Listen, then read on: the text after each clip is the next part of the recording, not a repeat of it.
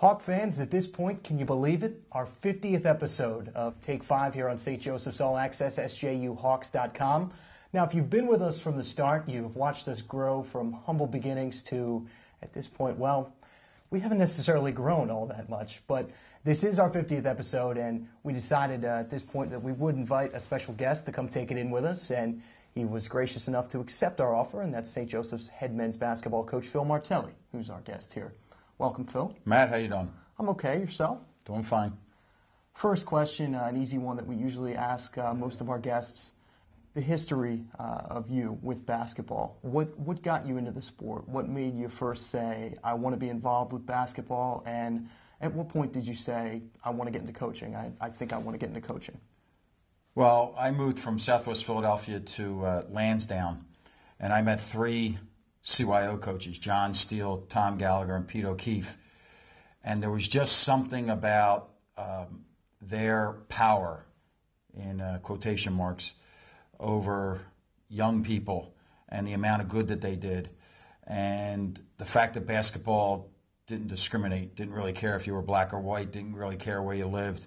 It was, I believe, it's the greatest social game because you need others to work on your game. You need others to compete in this game. So from a very early age, I evaluated myself and said, you know, the way to stay involved in this game is to coach. And even from the point of being a 13-year-old going back and coaching 10-year-olds, it's always been in my blood, and it continues to stir my passion each and every day. I think I know the answer to this, but some of our maybe younger viewers might not. Your biggest influence in coaching? Well, the biggest influence I have in coaching are my parents, because of the way that they've been so respectful and the way that they gave respect. And that's what I base everything that we do on here is give respect in order that you can get it.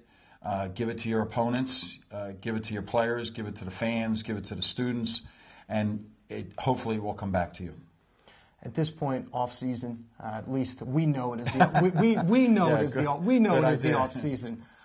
But you know, May, June, and going forward, such until October, the start of practice, you're off season. What is one doing at this point? If you're a college basketball coach, at least at this level. Well, there's a number of things that you are doing. Actually, May is the best month. It is a time to get refreshed, to enjoy your family. Everybody knows that I enjoy being out and about, and I consider it an honor when people invite me to speak at different where they believe that I could help. So I do a lot of that. But the NCAA has changed the rules, Matt. So we do a lot of off-season recruiting. We're encouraging kids and their families and their mentors and their high school coaches to visit our campus in an unofficial capacity. We also now are able to work with our players. We're able to give them 8 hours of instruction during the week. 6 of those hours can be in the weight room, and 2 of the hours can be on the court. So now we've kind of incorporated it as if it was a class. And I do believe that we're teaching the class of basketball how to get better. And everybody knows that we need to get better. And we need to get better as coaches. And this is an opportunity to even further cement, strengthen, if that's the right word, our relationship with the guys that are on this team. As you've gotten further into coaching, do you still find you enjoy the recruiting aspect and the travel as much as you once did? I enjoy recruiting for a very simple reason. I enjoy meeting people. I enjoy trying to get to know them, find out what makes them tick, because everybody ticks in a different way. So I really do enjoy the opportunity to get to know people. It's gotten more challenging. I think there's any number of reasons that it's gotten more challenging. I think the social media has made it near impossible because now everybody knows business, and they equate not getting somebody with a loss. And there are any number of reasons why you didn't get somebody, or maybe even false information, if you can believe that. Sometimes there's false information put out there that you're recruiting a certain kid or that an offer's been made. So I would say that the interpersonal relationship building that needs to take place in recruiting, that gives me a great deal of enjoyment. Are you active on social media at this point, Phil? I am not. I can get my way around my iPhone. I can read my emails. I can get to some sites, the ESPN sites and some of the recruiting sites. So, you know, we're picking up information along the way. The coaches will steer me to certain places. There's other places that I don't really find that intriguing. I'm not really a fan of this Twitter. Places you don't want to go. Yeah, the idea that anybody would care what these guys are doing at 12 o'clock at night, or who they ate lunch with, or what they think of the latest rap music that's out.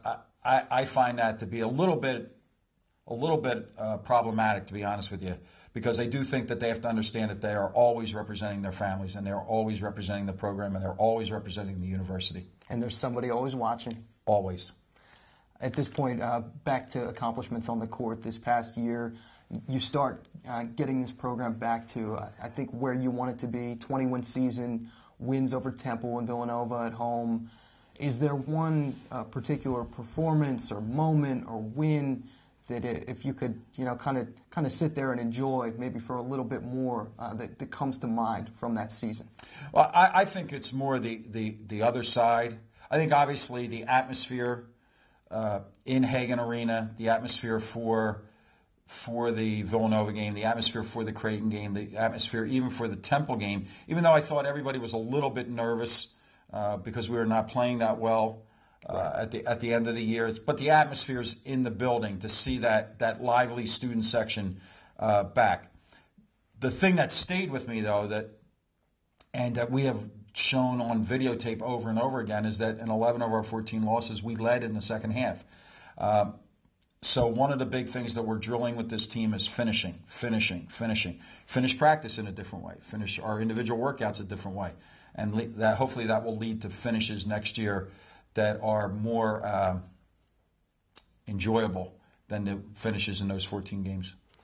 And you talked about the atmosphere. What excites you most coming forward? And you obviously also mentioned leading in the second halves of those games. Are those some of the things that, in terms of, I guess, trying to motivate yourself going forward, that you think about? No, motivation really, it's from the negative side, is, well, what didn't I do in those 14 losses? Not what didn't the players do or what didn't the coaches do. What do I need to emphasize better? What do I need to drill better? And how do we maintain the momentum? We're 10-3 at Harvard, 7 minutes left in the game, a game that we've basically have dominated for 33 minutes, and it got away from us. And we lost I've used that term, we lost our mojo at that point in time, and we scrapped the rest of the year. So I have to find out what it was early. And calling it the way it is, the building here, we lost a little bit of our mojo.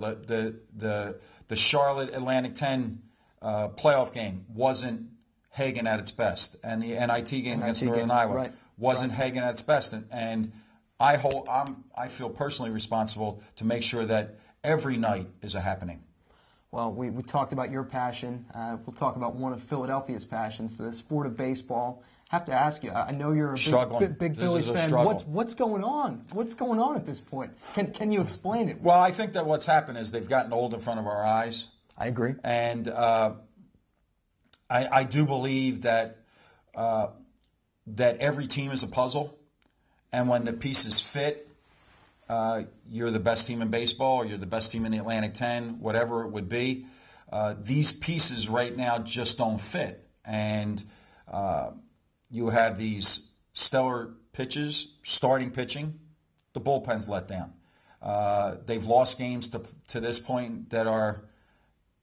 I don't know how the players get over it. I know Charlie Manuel doesn't get over it, and as a fan, I don't get over it. So I was there last night. I find it to be. I'll keep pushing. I just pray that this is not going to be a very long summer. You hope May isn't anything like April. Let's hope that June, July, and August don't look like anything like we've seen so far.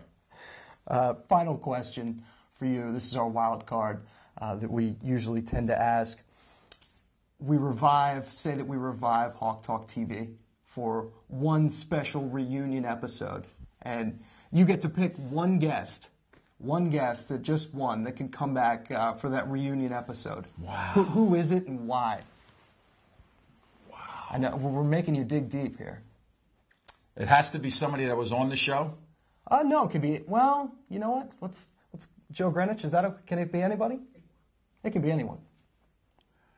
Well, really, in all of my travels, in a guy that I think epitomizes that the Hawk will never die, in that spirit, if I had one shot, one show, and then that was going to be it, I would love to see Bruce Springsteen sitting in our guest chair, because no one does it harder, no one goes harder at their task than he does.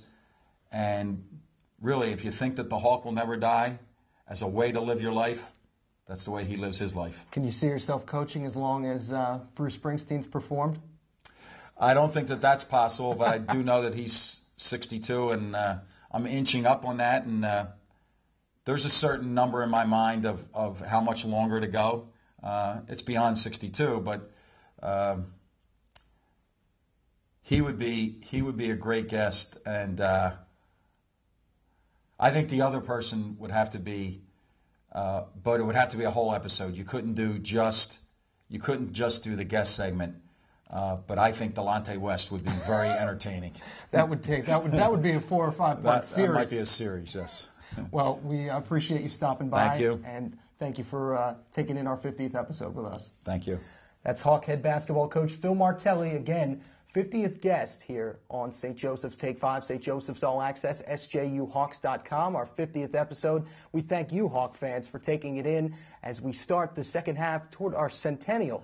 Before you know it, we'll be at 100 episodes. For Phil Martelli, I'm Matt Martucci. This is Take 5 on St. Joseph's All Access.